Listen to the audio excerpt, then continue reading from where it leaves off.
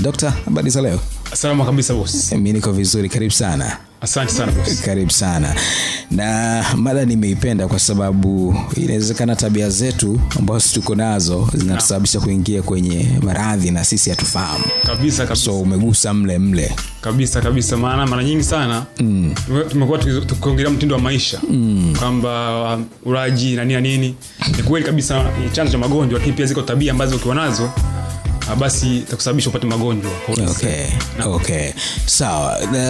Tunaanzia wapi kwenye hili? Tuanze moja kwa moja kwenye tabia ama kuna utangulizi kidogo? Sawa. Tukianza kwenye tabia pia sawa ina. Okay, basi tuanze moja kwa moja. Sawa. Sasa ziko tabia ambazo mtu akiwa nazo zitamsababisha apate magonjwa au zitampelekea maradhi. Sasa nikianza na kwa wanaume, hasa wanaume kutokuoa. Kwa sababu wanaume ambao hawajaoa watapata ugonjwa wa tezi dume. Yaani wanaume ambao hawajaoa watapata ugonjwa wa tezi dume. Kwa sababu huu ugonjwa wa tezi dume unawapata wanaume ambao hawajaoa na wanashiriki tendo la ndoa chini ya mara 19 ndani ya mwezi mmoja. Yaani mtu ambaye anashiriki tendo la ndoa mara nyingi sana ni vigumu sana kupata ugonjwa wa tezi dume, ni kwa asilimia chache sana. Ndio maana wazee wetu wa zamani walikuwa wapati magonjwa kama haya kwa sababu wanajitahidi sana. Lakini vijana sasa hivi wamekuwa wavivu, hawataki kuoa. Kwa hiyo wanakuwa washiriki tendo la ndoa mara kwa mara. Hiyo hali ndio inapelekea wapate magonjwa haya, magonjwa kama magonjwa ya tezi dume. Kwa hiyo wanaume ambao hawajaoa hapo kwenye changamoto ya kupata ugonjwa wa tezi dume kwa sababu wanakuwa washiriki tendo la ndoa mara kwa mara. Kwa hiyo inabidi tuoe vijana. Na wanaume muoe kabisa ili kuepuka magonjwa haya, kwa sababu asilimia kubwa ugonjwa huu unasababishwa na wanaume ambao wanapata ugonjwa, wanaume ambao hawajaoa na ambao washiriki tendo la ndoa mara kwa mara. Okay. Naam. Asante. Tumechukua hiyo. Naam. Tabia nyingine ambayo inasababisha magonjwa ni kubeti. Kubeti kunasababisha ugonjwa wa kisukari. Kabisa. Kubeti kunasababisha ugonjwa wa kisukari. Kwa sababu hasa vijana wale ambao kama wamechukulia wao kubeti kama vile ndo kazi. Yaani kijana narara akiamka asubuhi anaangalia tu kwenye simu, leo Taifa Stars inacheza na Barcelona. Taifa Stars atashinda, ataifunga Barcelona goli 2, anaweka mkeka alafu anakaa. Sasa hii hali ni hatari sana kiafya, kwa sababu unapokula chakula waka kinazalisha kalori ambazo hizo kalori wanabidi uzitumie kwa kufanya kazi, kwa kujishughulisha. Sawa, kwa kufikiri lakini pia kwa kufanya kazi. Sasa wewe kama unakula chakula alafu unashinda umekaa kwenye vibanda vya kubeti au hata kwenye simu unashinda nyumbani unabeti, hii itasababisha unakula chakula lakini zile kalori zinakuwa zitumiki. Sawa? Sasa hizo kalori zikaa kwenye mwili wako zitumiki, zitakupelekea uzito mkubwa, ambao huu uzito utakupelekea upate ugonjwa wa kisukari. Kwa hiyo wale vijana ambao wanashinda wamekaa au ambao wanashinda wanabeti, wale vijana hawatakiwi kula kabisa. Ili kwa sababu kila chakula kitaletea madhara. Sasa ili wasipate madhara wasile ili wafe kwa wakati. Bwana. Isevya kama anamuona. Kwa ache kubeti vijana, kisukari kinawanyemelea. Kabisa. Vijana pale kujishughulisha. Unajua mwanadamu anatumia calories ambazo zinazalishwa na chakula kwa namna mbili. Namna ya kwanza ni kujishughulisha, kufanya kazi, kujituma, toke jasho. Lakini jambo la pili kufikiri sana. Mwanadamu anataka ufikiri sana ili kile chakula unachokula kitumike kwa wakati. Sasa kama kazi yako ni kuamkia asubuhi kwenye vibanda vya kubeti, upo kwenye hatari ya kupata ugonjwa wa kisukari na utakufa kabla ya wakati. Okay. Naam. Kwa hiyo watu wajitahidi kujishughulisha na kujituma. Okay. Sawa, umegusia hapo pia, nimesikia ukisema kama mtu na beti basi hakikisha huli. Kabisa. Kwa sababu hata maneno Mungu pia anasema hivyo. Asifanya kazi asile. Sasa kubeti kule sio kazi. Kama wewe kila siku unamkia kwenye vibanda, wewe maana ufanye kazi, hutaki kula kabisa. Kwa sababu kila chakula kile alafu kitakaa ndani ya mwili, hakitotumika, itakupelekea uzito mkubwa, ambao huu uzito mkubwa utakupelekea upate magonjwa kama magonjwa ya kisukari, magonjwa ya pressure, magonjwa ya kiharusi, magonjwa ya moyo na mengine kama hayo. Okay. Naam. Kwa hiyo tujitahidi kuzingatia ili wawe salama kabisa. Sawa. Tabia nyingine? Niseme tabia nyingine ambayo inasababisha magonjwa ni kumchukia mtu mliyeachana. Yaani nyinyi vijana wanasema ex wako. Kumchukia mtu ambaye mmeachana au tuseme ex wako inasababisha magonjwa ya moyo. Naam, kabisa. Kwa sababu unajua mwanadamu yote yule ili awe na afya njema lazima awe kama mtoto. Mtoto mzazi nyumbani, ukimpiga mtoto ndani ya saa moja sasa ashasahau. Yaani ukimpiga mtoto akikosea, hata kama hajakosea, ukimwadhibu ndani ya saa moja ashasahau, anacheka na anakufurahia kabisa mzazi wake hata kama ushamwadhibu. Sasa hata mtu mzima anatakiwa uwe kama mtoto. Usiweke mambo moyoni. ukiwa na tabia ya kuweka mambo moyoni, ulikuwa na mahusiano na mdemu, ukawa na huyu, ukawa na Dr. Levi, alafu baadaye akakuacha. Sasa hayo mambo unaweka moyoni. Sawa, hao watu kuweka moyoni utakosa na furaha na amani. Kwenye maisha ukikosa furaha na amani, magonjwa kwako itakuwa ni sehemu ya mkutano. Yaani magonjwa itakuwa yanakutania kwenye mwili wako kufanya vikao. kabisa. Yaani wewe kama wewe una chuki, una visasi, una kisirani ndani, unamchukia ex wako. Kabisa. Magonjwa yatakuwa yanafanya mkutano kwenye yaani ugonjwa utakuja duniani, sehemu ya kukutania ni kwenye mwili wako. Kwa hiyo huwezi kuwa na afya njema. Kwa hiyo ili uwe na afya njema, jitahidi sana usimchukie mtu ambaye umeachana. Kama mtu amekosea, msamehe. Hiyo ndio namna bora ya kuweza kuishi bila magonjwa, kusaidia uwe na afya njema kabisa, kwa sababu magonjwa mengi sana yanasababishwa na watu kutokuwa na furaha. Na ndio maana kwenye nyumba za ibada unaona wanawake wengi sana wanaanguka na mapepo. Sababu wanakuwa wanaweka sana vitu moyoni, wanakuwa na visirani, wanakuwa na visasi na hasira na kadhalika, vitu vingine kama hivyo. Kwa hiyo jitahidi kuwa mtu ambaye unasamehe. Mtu akikosea, msamehe. Unapomsamehe mtu aliyokosea, anayepata faida ni wewe ambaye umesamehe, sio yeye. Yaani yeye faida zake ni ndogo sana kuliko wewe usiposamehe. Kwa hiyo ndio maana hata maneno ya Mungu anasema tusamehe sana mara 70, jambo la muhimu sana. Kwa mtu kusamehe, huwezi kupata magonjwa kama hayo. Ndio maana hata mimi na uhakika kuishi miaka 120 kwa sababu wasiweki vitu moyoni. Unasamehe. Kabisa. Hiyo ni kanuni muhimu ambayo ukiwa nayo kwenye maisha yako, magonjwa utasikia kwa wengine. Mtu ambaye ana furaha na amani muda wote, hawezi kuugua kabisa ugonjwa wote. Kabisa. Ndio maana watoto waga waumi ovyo sababu ya kutokuweka vitu moyoni. Kwa hiyo ukizingatia haya itakusaidia uwe na afya njema kabisa. Wana msikilizaji, inabidi uichukue hiyo Mike zenu huko bwana, msikiane vinyongo wala msichukiane. Daktari amezungumza hapo na athari zake umezisikia hapo. Sawa daktari, tumetazama 3 Naam. Kuna nyingine? Nipige nyingine. Sasa shida nyingine ambayo inasababisha, tabia nyingine ambayo inasababisha magonjwa haya, sasa kutokujikubali. Unajua hii tabia ipo zaidi kwa Afrika. Afrika ni watu ambao hawajikubali wala hawajiamini kabisa. Sasa hii hali inakuwa inasababishia matatizo mengi sana ya kiafya. Sasa kwa akina dada wengi wanakuwa labda alikuwa na umbo fulani, labda maisha yamechange au kuna jambo limetokea. Sasa labda alikuwa na umbo fulani ikapotea, alikuwa na mwili fulani ukapotea. Sasa inampelekea awe na katika msongo wa mawazo. Ndio maana kuna njia ambayo waga nawapa wanawake ambao wanataka kutengeneza shape kwa urahisi kabisa. Hiyo njia gani hiyo? Hebu tusaidie daktari. Sawa. Sasa mwanamke ambaye anataka kutengeneza shape au kutengeneza umbo lake ile zuri la kuvutia, anatakiwa kula maparachichi. Yaani mwanamke anayekula maparachichi atakuwa na umbo kama la parachichi. Kabisa. Hii ni sayansi ya zamani sana. Unajua sisi wazee wetu wa zamani walijuaje kama chakula fulani kinaliwa au kiakiliwi? Au walijuaje? Sababu hii sayansi ya madawa sasa hivi ni sayansi ya kisasa. Lakini wazee wetu wa zamani walijuaje kitu fulani kinatibiwa na kitu fulani? Yaani walijuaje kama akiumwa kichwa atumie kitu fulani, akiumwa mgongo atumie kitu fulani, akiumwa kisukari atumie kitu fulani. Walijuaje? Walikuwa wanatumia sayansi moja ndogo sana. Walikuwa wanaangalia kitu ambacho kinafanana na kiungo chako. Yaani kitu chochote kile ambacho kinafanana na kiungo chako kinatibu hicho kiungo. Kwa mfano, karoti. Ile karoti ukiikata hivi, alafu ukiangalia mzunguko wake hivi, jinsi ilivyo, ni kama jicho. Na kweli mtu ambaye anauma macho, mtu ambaye ana shida yote ya macho, akisaga juisi ya karoti, akawa anakunywa juisi ya karoti asubuhi, mchana, jioni glasi moja, ndani ya siku 15 anapona magonjwa ya macho. Kwa sababu ile karoti kama inavyofanana na jicho. Sasa hata wanawake ambao wanakula maparachichi wanakuwa na shepu kama la parachichi. Hii ni sayansi ndogo sana ambayo watu wazee wetu walitumia, na ukitumia mwanamke itakusaidia. Kwa haina haja ya kwenda kufanya surgery. Sasa hii haina gharama kabisa. Nzuri kabisa, lakini ukiwa unaitumia hii sasa zingatia usikae na njaa. Maana ukikaa na njaa mwili utaanza kutumia ile mafuta sasa. Au usikae na kiu pia. Kwa hiyo wanawake ambao wanataka kutengeneza shepu, kula maparachichi ya kutosha kwa wingi sana, utakuwa na shepu kadri utakavyo wewe mwenyewe. Tunda gani lingine linafanana na kiungo cha mwili? Tunda lingine ambalo linafanana kiungo cha mwili, nyanya.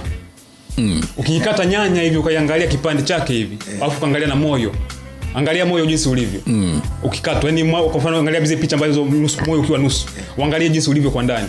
Alafu kata na nyanya, alafu angalia na nyanya jinsi ilivyo. Kwa ukiuma moyo. Unauma moyo, kunywa juisi ya nyanya asubuhi na jioni, asubuhi na jioni kwa muda wa mwezi mmoja hadi miezi miwili, unapona magonjwa ya moyo. Hii ni sayansi ndogo sana ambayo ilikuwa inatumika miaka ya zamani. Wazee wetu walitumia kutibia magonjwa mbalimbali kabisa. Hata kama uko sehemu unaumwa wewe, hujui utibu labda mazingira ulioko, labda uweze kupata huduma za afya kwa wakati. Angalia tu angalia unauma kiungo gani. Alafu angalia kitu kinafanana na hicho kiungo, tumia utapona kabisa. Hata ndizi pia. Hata ndizi pia. Sio ndizi inavyofanana na kile kiungo unachokifikia wewe. Na kweli ndizi inatibu hicho kiungo, inatibu haya matatizo ya nguvu za kiume. Mtu mwenye shida na matatizo ya nguvu za kiume. Kula ndizi tu kwa siku. Okay, tuwe wazi. Ndizi inafanana na kiungo gani cha mwili? Sasa nafikiri bwana Mneo tutasaidia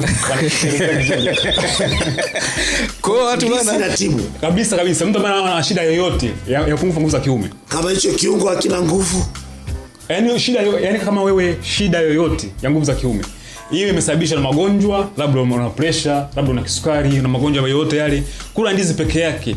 Kula ndizi tu peke yake na maji ya kutosha kwa muda wa siku 10. Utakuwa vizuri kabisa. Hii ni kwa ugonjwa wote. Kwa sababu ndizi inafanana na kile kiungo. Kabisa. Hata tango pia inatibia pia hayo matatizo. Kabisa. Hii ni sayansi ambayo ilikuwa inatumika sana miaka ya zamani, na ni sayansi ambayo ni yake. Ni pesa sana. Hata tango kabisa. Mtu mama matatizo hayo. Yes, akapanda bei kuanzia leo. Ndizi na tango. Naomba rudie. Ukiwa na tatizo la nguvu za kiume tumia vitu gani? Ukiwa na tatizo la nguvu za kiume kula ndizi. Na nini? Ndizi peke yake kwa muda wa siku 10 na maji ya kutosha. Hiyo shida inakwisha kabisa. Kwa sababu ndizi inafanya hicho kiungo. Na nini kingine? Na tango. Pia kama una changamoto za nguvu za kiume, katakata matanga kutosha, kula asubuhi, kula mchana, kula jioni kwa muda wa wiki moja. Unakuwa sawa kabisa. Apple. Sasa maepo, unapoongea kwenye maepo, kuna ambayo kutoka Afrika Kusini haya. Haya hayafai haya kwa sababu mbegu zake pia ni zile mbegu ambazo za kisasa zile. Sio sana kwa afya binadamu. Lakini pia yale yanakuwa yanachoma masindano ya uhifadhi ambayo haya masindano haya madawa sio mazuri kwa afya yako. Kwa hiyo yale maepo ya Afrika Kusini yale usitumie kabisa. Yapi mazuri? Yani ili ule tunda nilikuletea manufaa. Hebu ile tunda ambalo unalima katika nchi yako na katika hali ya hewa unayoishi. Okay. Kwa hiyo yale tu yanalima Afrika Kusini tu hatujui kwanza hali ya hewa ya kule tofauti na huko. Lakini pia hatujui ni ya msimu gani, Kwa sababu kwenye matunda unatakiwa ule tunda la msimu. Hautakiwi kula matunda ambayo si ya msimu kabisa. Hii tunda nazi sio ya msimu. Sasa kuna matunda ambayo hayana msimu. Ambayo kwenye msimu wote hapo. Hayo kula yana shida. Ambayo hayana msimu maalum. Muda wote hapo yale yana shida. Lakini haya mengine ya msimu haya kula kwenye msimu. Kwanza unapokula matunda ya msimu unapata faida nyingi sana. Faida kwanza ni hata bei pia inakuwa chini. Tunda liko kwenye msimu, bei yake inakuwa rahisi sana. Lakini kama sio la msimu, bei inakuwa kubwa, lakini pia manufaa yake ni madogo sana. Kwa hiyo usitumie. Lakini pia hali ya hewa ya kule si hatujui iko vipi. Hali ya hewa ya Kusini kule anakolima hatujui mazingira gani. Sawa, hatujui kama hali ya joto ya kule na huku ni sawa sawa. Kwa hiyo haisio salama kwa afya yako. Lakini pia madawa ya utunzaji haya hayafai kabisa. Ndio maana tunasema watu waache kula vyakula vya supermarket. Hivi vyakula kuta chakula kimekaa kwenye banda pale miezi 3, miaka 2, miaka 4. Unaacha kununua kitu safi kabisa sokoni, ukamuungisha mama yako na dada yako pale, na kuna vitu vya supermarket. Wewe ni hauko sawa. Yes, tikiti yanafanana na kiungo gani cha mwili? Sasa upande wa matikiti kudondoka. Sasa unajua kwa tikiti ukiliangalia kama vile kichwa Sasa kama unasubiri maumivu ya kichwa, kuna tikiti ya kutosha. Okay. Kabisa. Kwa sababu kabisa. Kwa sababu tikiti ina maji mengi sana ya kutosha. Na mtu yote yule akiwa anauma kichwa, akinywa maji ya kutosha, alafu akasema kwamba inapata hewa ya kutosha. Sawa, kichwa kinapona. Sasa hata tikiti pia ambavyo lilivyo, ukiwa unaumwa, ukila matikiti, kwanza utapata maji ya kutosha ndani ya mwili, lakini pia yale matikiti mwili unakuwa utumii nguvu kubwa kuyamengenya. Yamengenya kwa urahisi zaidi. Kwa hiyo mwili unapata maji mengi sana kwa wakati mmoja huku yakipata virutubisho. Kwa hiyo lakini unapokula matikiti haya, jitahidi ule mbegu. Kila tunda unalokula unatakiwa ule na mbegu zake. Tunda lote unalokula unatakiwa ule mbegu zake pia. Kwa sababu kwenye matunda ambacho kina faida zaidi waga ni mbegu kuliko hata kwa parachichi na ule mbegu yake. Ile mbegu inatibu pressure unajua. Vizuri kabisa. Sasa ile mbegu ile mbegu ukishanunua parachichi, sasa isiwe mbegu za kokota. Maana sasa wabongo anaenda kwenye majararani yale sayari hafai. Natakiwa ununue parachichi ambayo ni zima. Kama unataka kutumia kama mbegu, tumia ile mbegu. Chukua parachichi ambayo ni zima. Ile parachichi ambayo ni zima, chukua ile mbegu yake, toa ile karatasi la juu, isage kwenye blender au itwange, pata ule unga wake. Unakuwa unaweka tu kwenye mboga. Huwezi kupata magonjwa kabisa. Ile nayo inatibu magonjwa mengi sana. Magonjwa haya kama si pressure, si magonjwa ya moyo haya. Hii imekuwa ni dawa ambayo inafanya kazi vizuri kabisa. Unatia kwenye mboga, kwenye nini, inasaidia kabisa kwa ufanisi mkubwa sana. So na kwa mfano hata machungwa haya. Watu wa Dar es Salaam wananunua chungwa na anakunywa ule mchuzi afu vingine anatupa. Sasa kwenye chungwa ambacho kina faida kuliko vyote ni mbegu zake. Ndio maana ukiwa na malaria, ile malaria sugu kabisa ile. Ukawa unakula mbegu za chungwa zile 3 asubuhi, 3 mchana, 3 jioni zile. Unapona malaria ndani ya siku 5. Mbegu kama zilivyo. Sasa ile mbegu unaimenya ile. Ile mbegu ile ukiacha hivi vile ukimeza vile ile kiganja cha juu mwili unaweza kupata shida ukimengenya kile. Sasa unachotakiwa kufanya unaimenya ile mbegu. Unameza zile punje za ndani kabisa. Kuna ndani ile mbegu ya chungu kimenya mle ndani kuna vipunje fulani hivi vyeupe. Sasa vile vipunje ndivyo unavyomeza. Utakiwa umeze vipunje vitatu asubuhi, mchana, jioni. Kama una malaria aina yoyote ile, kuna watu ambao wana malaria ambayo inajirudia kila siku. Wanatumia madawa ya malaria yanajirudia. Fuata utaratibu huu. Kuna mbegu za machungwa asubuhi, mchana, jioni kwa muda siku 5. Malaria aina yoyote haiwezi kujirudia tena. Bana, kumbe parachichi inaongeza shape. Mwalimu Monica itabidi tumwambie aanze kula maparachichi. Ya usaidia awe na shape ya parachichi. Bwana daktari umetisha sana. Kuna tabia nyingine? Tabia ziko nyingi sana ambazo zinasababisha haya matatizo au haya magonjwa. Unajua kama tunavyofahamu kwamba kila ugonjwa ambao mtu anao unasababishwa na kufanya mambo fulani au kutokufanya mambo fulani, ambayo haya mambo unapoyafanya ya kusababishia ugonjwa au usipoyafanya pia inakupelekea magonjwa. Maana kwa mfano kila siku kuna watu ambao tunawashauri kila siku wanywe maji. Lakini hutaki kunywa maji, kwenye maji. Hapa mtu asikize vizuri. Maji ukinywa mengi yanaharibu figo. Yaani kunywa maji mengi yanaharibu figo. Lakini pia usipokunywa maji pia utapata shida ya figo. Kwa sababu figo, kazi kubwa ya figo ambayo yanafanya ni kubalance, yaani kuhakikisha kila kitu kinakaa katika uwiano sawa ndani ya mwili. Hiyo ndio kazi kubwa ya figo. Na katika kufanya hizo kazi, figo inatumia maji. Kama wewe haunywi maji ya kutosha, lazima upate matatizo ya figo. Sasa mawe ya kwenye figo. Unaposikia mawe ya kwenye figo, kwamba mtu ana mawe kwenye figo, sio kwamba eti ni jiwe kama lile la kujengea barabara au la kujengea nyumba. Ni kwamba kuna baadhi ya vitu ambavyo umekula, halafu hujanywa maji. Kwa hiyo katika kufanya kazi yake, vile vidude vile imeshindwa kuviondoa kwa sababu figo imekosa maji. Pekee matatizo ya nini? Ya figo. Sasa unapokunywa maji mengi, pia unapokunywa maji mengi, unaipa kazi kubwa sana mwili wako unaipa kazi kubwa kuanza kuyaondoa yale maji. Kwa hiyo hii hali itakupelekea itachosha figo zako, lakini pia itachosha mwili wako. Kwa maana kama unakunywa maji mengi, na unakunywa maji mengi hapa mkupuo, baada ya muda utajisikia uko hoi kabisa. Sio unakosa nguvu, unaishiwa nguvu. Kwa kuwa mwili unakuwa unatumia nguvu kubwa kuyaondoa yale maji, lakini pia kujitahidi figo yako na kujitahidi pia na yenyewe kubalance yale maji. Unaweza kupelekea matatizo ya figo. Sasa mtu anywe maji wakati gani? Unatakiwa unywe maji pale mwili wako unapokuambia unahitaji maji. Kikubwa cha kuzingatia, usikae na kiu kwa muda mrefu. Okay. Usikae na kiu kabisa. Kwa sababu kwa na kiu utakusababisha matatizo. Lakini hata kama ni maji unakunywa, usinywe yale maji kwa mfano lita moja unakunywa yote lita moja lita mbili. Sio salama. Kama ni maji basi kunywa kidogo. Sawa? Hii itakusaidia usikujue sana. Kuna watu wengine ukimwambia anywe maji, anasema anaogopa atakujua mara nyingi sana. Lakini kuna njia unaweza kaitumia ukanywa maji na usipate hii shida. Kama upo kazini, usipo sehemu yoyote ile, chukua kifaa, weka maji yako mle, halafu yale maji kunywa hata funda 3 kwa baada ya dakika 15. Yaani namna rahisi kabisa. Yale maji utakunywa maji mengi, lakini pia katika namna sahihi, lakini pia haitokusumbua kujua mara kwa mara. Okay. Ukizingatia itakusaidia, utakuwa na afya njema kabisa. Tupo kwenye kipindi cha mfungo. Wakristo wanafunga Kwaresma, wanaume Waislamu pia wanafunga Kwaresma, mwezi mtukufu wa Ramadhani. Kuna faida za kufunga, inatusaidia. Kufunga ina faida kubwa sana. Lakini mimi kwa ushauri, sitaki kuingilia, sitaki kutaja dini ya mtu, wala sitaki kuingilia imani ya mtu yoyote. Ila sasa natoa ushauri wangu binafsi. Kufunga ni vizuri sana, lakini usifunge halafu ukakosa kunywa maji. Yaani unapofunga halafu usinywe maji, ni jambo ambalo ni hatari sana kwa afya yako. Sasa wale watu ambao waga nafunga kwenye hii miezi, ukafunga huu mwezi halafu ukawa unakunywa maji, kama una ugonjwa wote ule, baada ya mfungo kuisha, ugonjwa wako unakuwa umepona. Yaani kama una ugonjwa wote, unafunga halafu unakunywa maji, ugonjwa aina yoyote ule unakuisha, unaondoka ndani ya mwili wako. Tunapomwambia mtu afunge tunamaanisha nini? Unapoambiwa ufunge au usile, ni kwamba unaupunguzia kazi mwili wako wa kumeng'enya chakula, ili mwili wako utumie ile akiba ambayo iko ndani ya mwili wako. Jambo la kwanza. Jambo la pili, unapoambiwa ufunge, ni kwamba unausafisha mwili wako.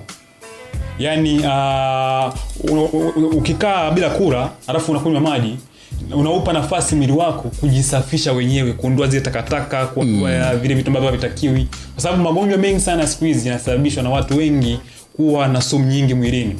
Sumu ambazo zinasababishwa labda na vyakula ambavyo tunakula sasa hivi viwandani mara nyingi sana hivi, kwa sababu vyakula vyovyote vile ambavyo mwanadamu ameweka akili yake pale, vyakula vya kwa salama kwa afya yako. Yaani kitu chochote kile, hata kama ni cha asili, mwanadamu akishakiwekea akili yake pale, akakitengeneza, akakifanya 1 2 3, kinakuwa tena sio salama kwa afya yako.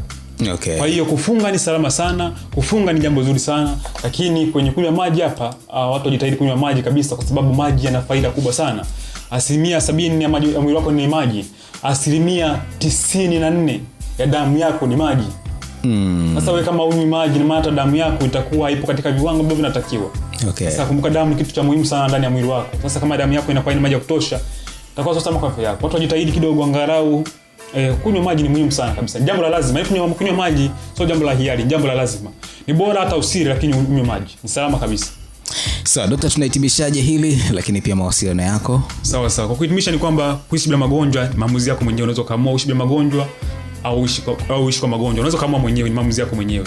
Okay. Sasa kwa mawasiliano upande wa Instagram ni Dr. Grayson Babishomba. Ile Grayson ni DRGREYSON, yani Grayson Babishomba. Pia YouTube pia ukiandika hivyo Grayson Babishomba unaweza kupata pia maarifa hapo, lakini namba ya simu ni sasa hii namba ni ya WhatsApp 0628821242 0628821242. Kuishi bila magonjwa ni maamuzi yako. Okay.